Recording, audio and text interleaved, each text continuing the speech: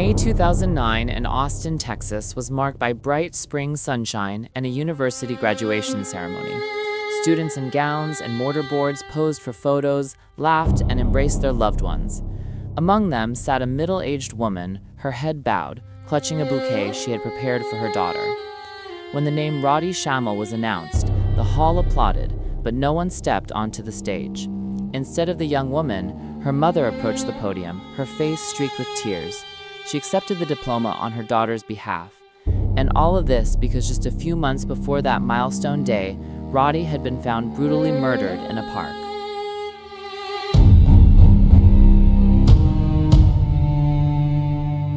Welcome to the world of true crime stories. I'm your host, Lisa Crime.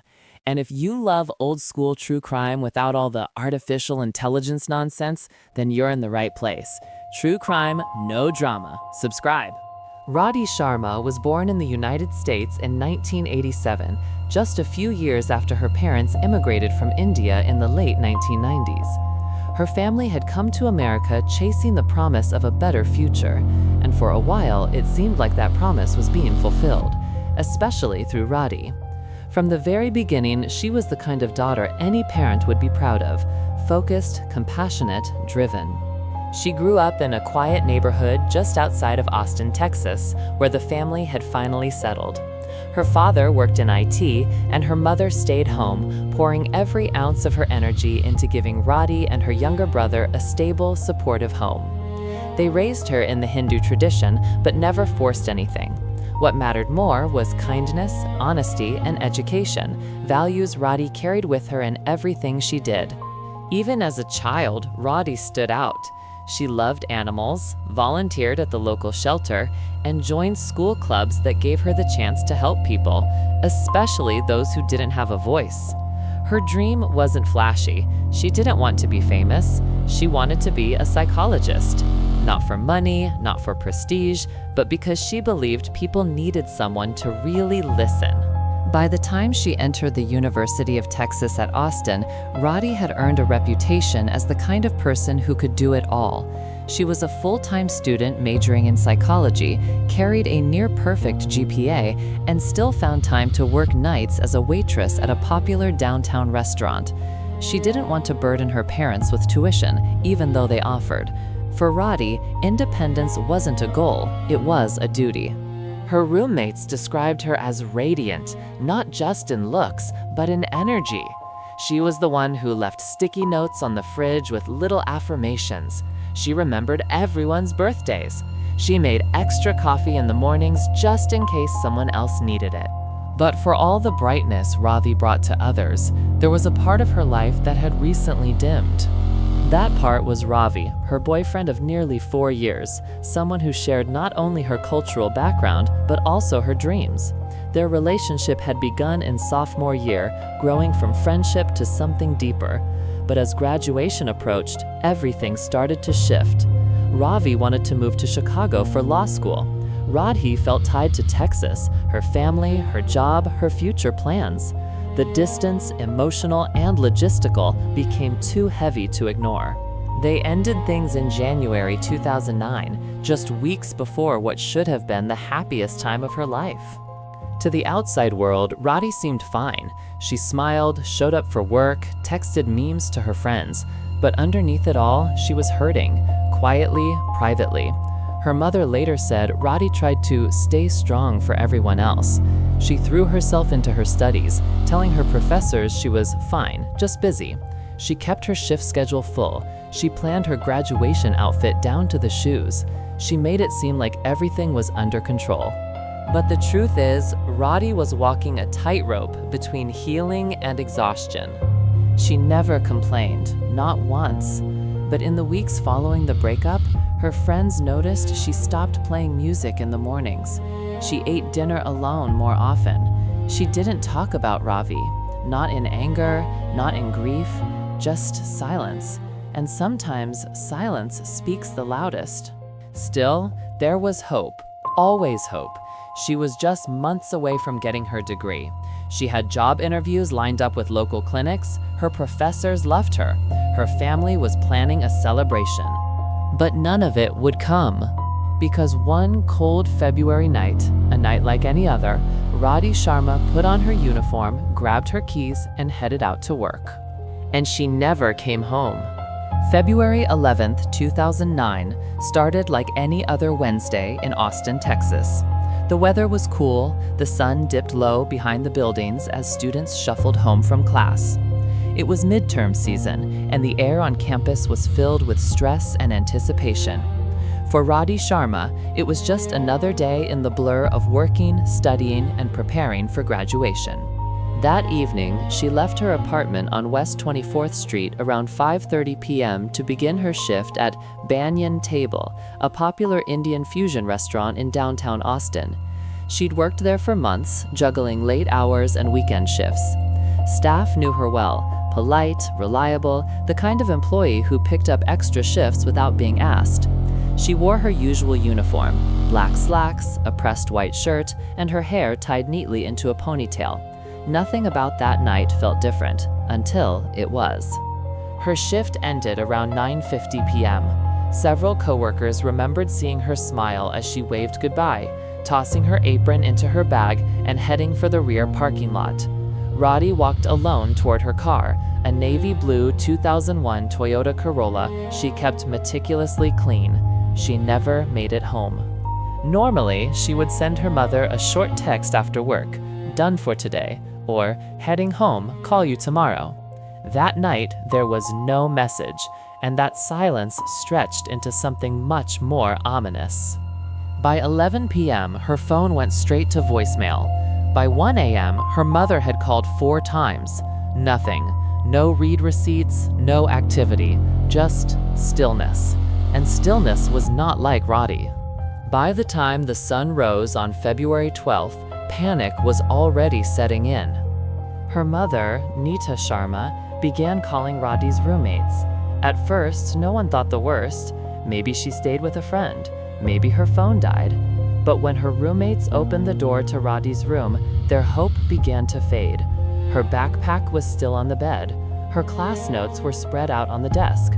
Her toothbrush hadn't moved, and her shift was confirmed. She had shown up, worked, and left, but she never came back.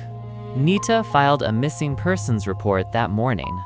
By afternoon, police officers were canvassing the surrounding blocks, asking neighbors if they had seen anything. Radhi's photo, smiling, bright-eyed, hopeful, was already circulating on social media, shared by friends, classmates, and even strangers. The caption was always the same: "Last seen February 11th around 10 p.m. Please help." The Austin Police Department began tracking her movements through her cell phone data and bank activity, but there was nothing after 9:56 p.m., the exact time she clocked out. Her phone had gone dark, her credit card had not been used, no ATM activity, no toll road logs, just silence. And then came the call.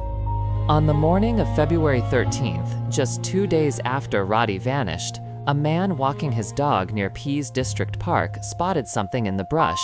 It was a body. He called 911 immediately, his voice shaky. Police arrived within minutes, taping off the area and beginning a full forensic sweep. The body was female, young, dressed in dark work clothes. A thin chain necklace with a tiny silver lotus pendant still hung around her neck, the one Radhi bore every day. Within hours, Nita Sharma was brought to the scene. And there, in the cool winter air, surrounded by officers and paramedics and blinking patrol car lights, she confirmed what every mother prays they never have to. The lifeless body in the grass was her daughter. Radhi Sharma had been found, but this wasn't closure. This was only the beginning of the nightmare. From the moment Radhi Sharma's body was identified, the case shifted from a missing persons report to a full-blown homicide investigation. The location of her body, hidden just off a jogging trail in Pease District Park, suggested planning. This wasn't random. Someone had gone out of their way to make sure she wouldn't be found immediately. But they failed, and now the Austin Police Department had a victim, and a promise to keep. Find out who did this and why. The scene was processed for hours. Forensics combed through every square foot of the clearing, bagging clothing, swabbing for DNA, and documenting tire tracks nearby. Radhi had been found partially clothed. There were signs of physical trauma, bruises, scratches, ligature marks. But what confirmed everyone's worst fears was what the coroner's early report suggested. Radhi had been sexually assaulted before her death, and the fatal injury? A single gunshot wound to the back of the head. Execution style. From the outside, Radhi Sharma's life seemed perfect, and that's what made her death all the more devastating. The police knew early on that this wasn't a random crime. A young woman walking to her car after a shift, vanishing without a trace. It had the markings of something targeted. But by whom? The investigation began where it always does, with those closest to the victim. And in Radhi's case, one name stood out immediately: Ravi Malhotra, her ex-boyfriend. The two had dated for nearly 4 years, both from Indian families, both students at the University of Texas. But a few weeks before her death, things had ended. Those close to Radhi knew the breakup was hard on her. Her roommate said she didn't talk about it much, but the silence itself spoke volumes. Naturally, detectives brought Ravi in for questioning. He was calm, respectful, even shaken. He told them everything: when they broke up, why it happened, and how they'd barely spoken since. But heartbreak wasn't a crime, and Ravi had something else: an airtight alibi. That night, he had been logged into a graduate entrance exam practice test online, time-stamped and verified. Still, detectives kept an eye on him, just in case. Meanwhile, the forensic team combed Radhi's apartment. Nothing. Her room was untouched. No sign of forced entry, no missing belongings. Her wallet, ID, and laptop were all there. The last place she'd been seen? Work. Her manager at Banyan Table confirmed she had worked a full shift on February 11th and left just before 10 p.m. She'd said goodbye like normal, no signs of stress, no one suspicious hanging around, and then she vanished. With no immediate suspects and no physical trail, the case began to stall. Tips came in, but none credible. Her phone had gone dark, her credit cards hadn't been used. The city moved on, but her family couldn't. That's when the next break came, and it wasn't the one anyone wanted. Radhi's car was found. 3 days after her body was discovered, a city worker noticed an abandoned Toyota Corolla on a quiet residential street, about 15 blocks south of the university. It was parked awkwardly near a dead end. The license plate matched the one listed in the missing persons bulletin. It was Radhi's car. The forensic team was called in immediately, and what they found inside changed everything. The front passenger seat was scorched, an obvious burn mark that had melted through the cushion. On the floor lay a red plastic gas can half full. The air inside the car still smelled of fuel. Someone had tried to set the vehicle on fire and failed. There were also 2 cigarette butts in the center console. Strange, considering Radhi didn't smoke. Investigators bagged them for DNA testing. But perhaps the most telling clue? Receipts. Dozens of them. Most were from an ATM located just a few blocks from Radhi's restaurant. One receipt showed a failed transaction. Another showed a withdrawal of $60, time-stamped around 10:45 p.m., barely an hour after her shift ended.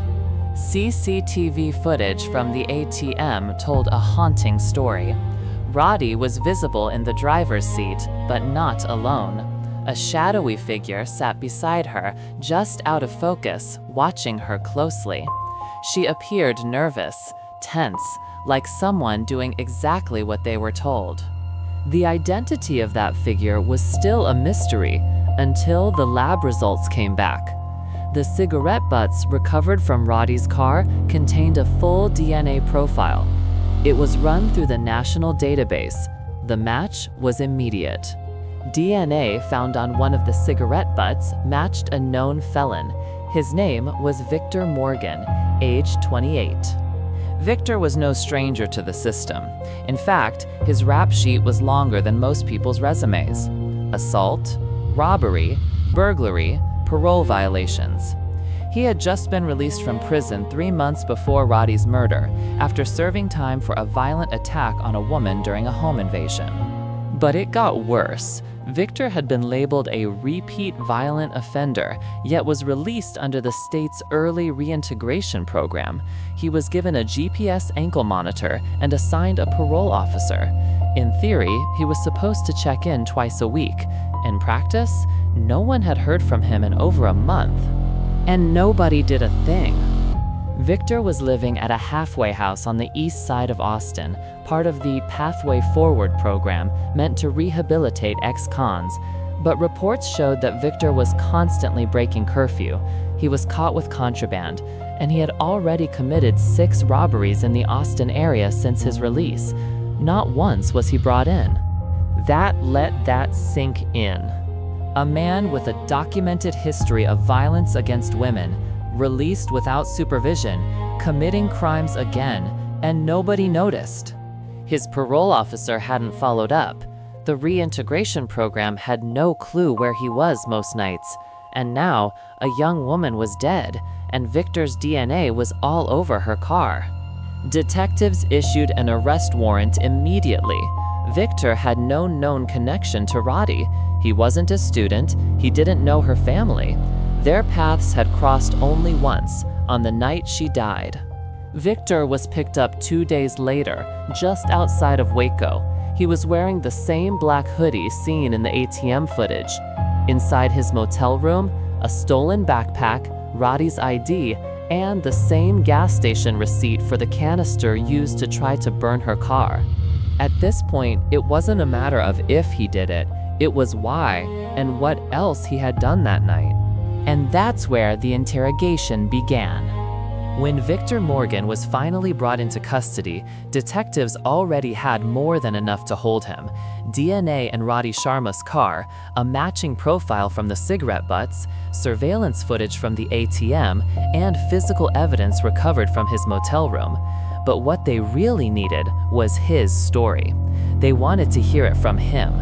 And as expected, Victor didn't give it up easily. In the first round of questioning, he denied everything.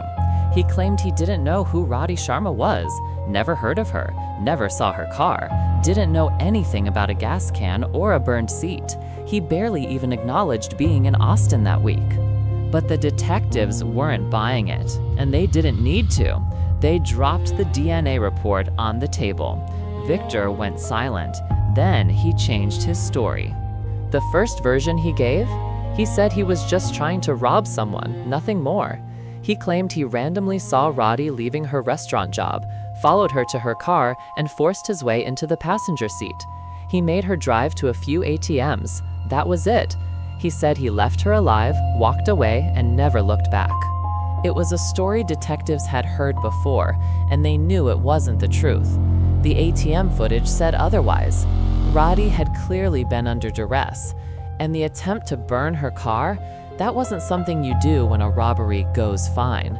That was someone covering their tracks. So the detectives pressed harder. Victor folded again. This time, he claimed he hadn't been acting alone. He introduced a new name, Marquis.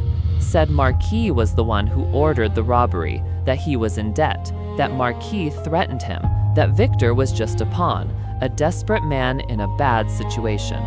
He even claimed that Marquis was the one who pulled the trigger. But there was a problem. Marquis didn't exist.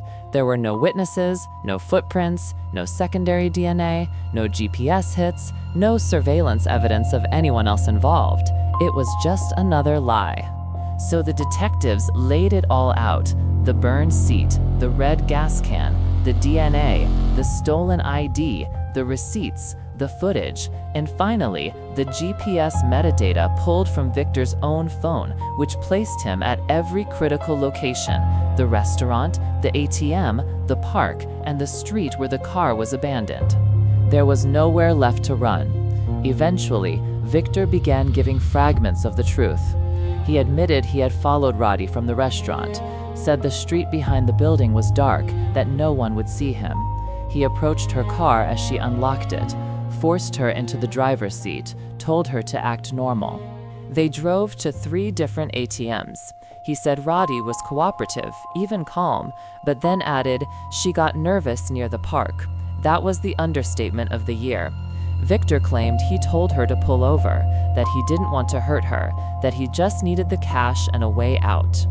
But then, according to him, she panicked and threatened to go to the police. That was when things escalated.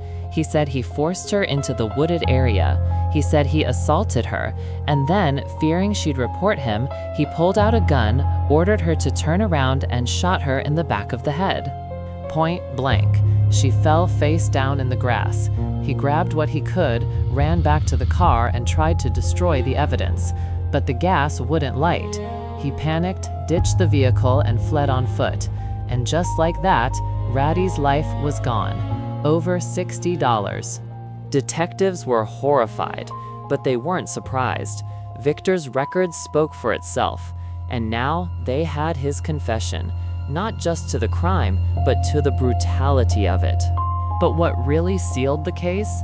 He didn't just confess to the police, he told his cellmate, and not just once. He bragged, described Radhi's last moments in chilling detail, laughed about how the car wouldn't ignite, talked about how easy it was. The cellmate told investigators everything, and he wasn't the only one. Victor also confessed to his ex-girlfriend during a phone call from jail. She recorded the conversation, turned it in. There was no more mystery.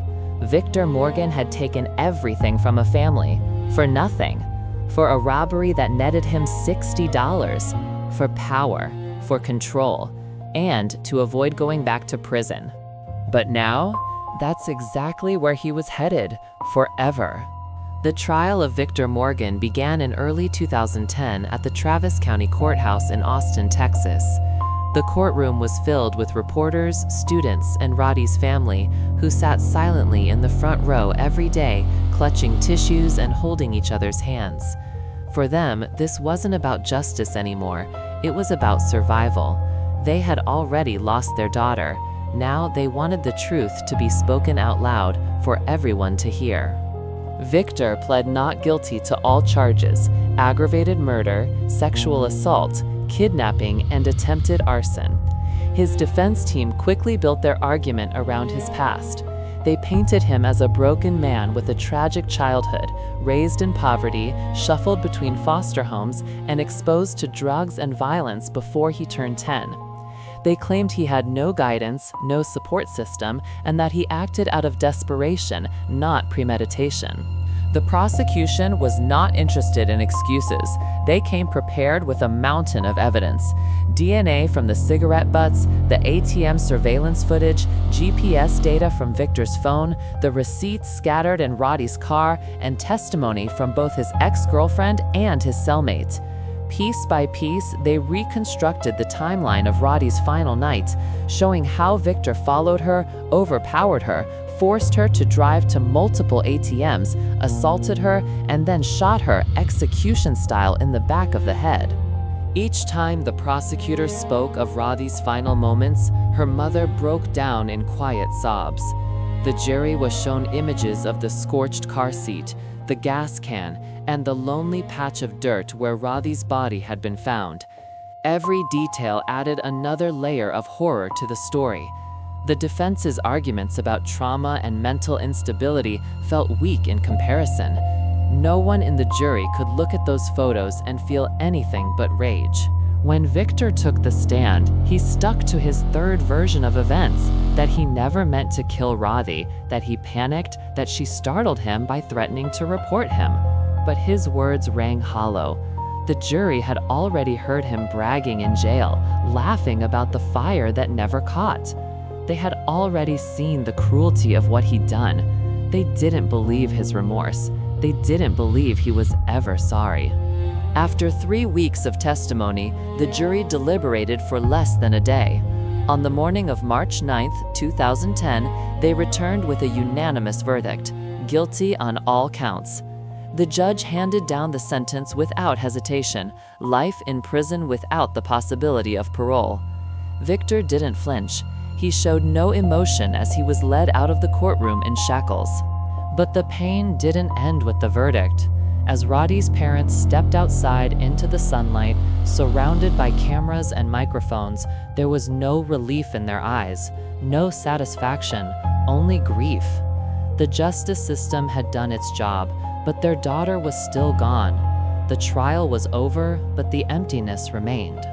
After the trial, Radhi's parents stayed in Austin. They couldn't bring themselves to leave the city where their daughter had built her life, where she should have graduated, found a job, maybe started a family. Her room remained untouched. Her books, her notes, her framed high school photo on the shelf. Everything was exactly as she had left it. Every morning, her mother still brewed an extra cup of tea. Every evening, her father still looked at the front door. Radhi's former classmates graduated that spring. Her name was read aloud during the ceremony.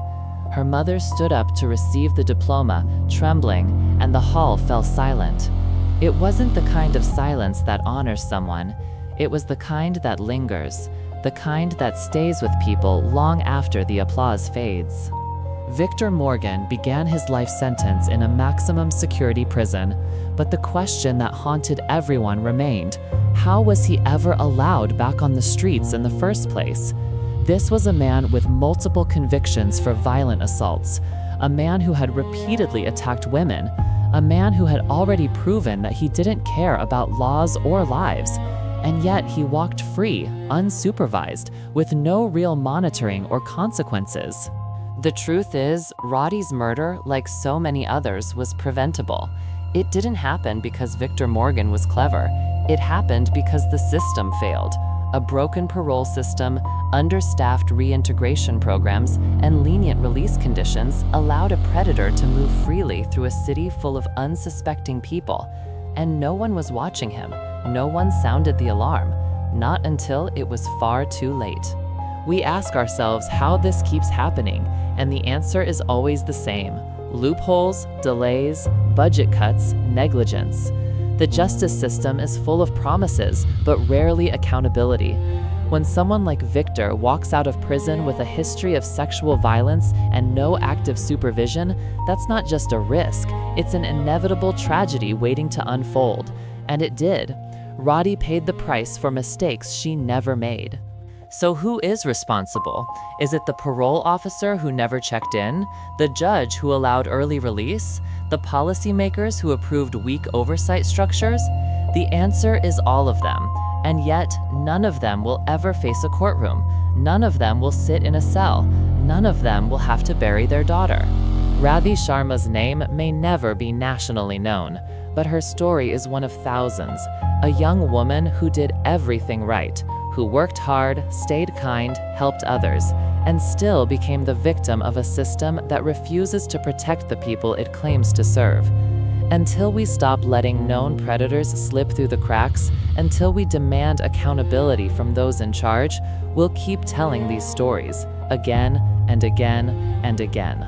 Thank you so much for watching the story, guys. If you enjoyed the video, don't forget to subscribe. It's completely free and will keep you up to date with all my future videos. My name is Lisa Crime, and I'll see you in the next episode. Bye!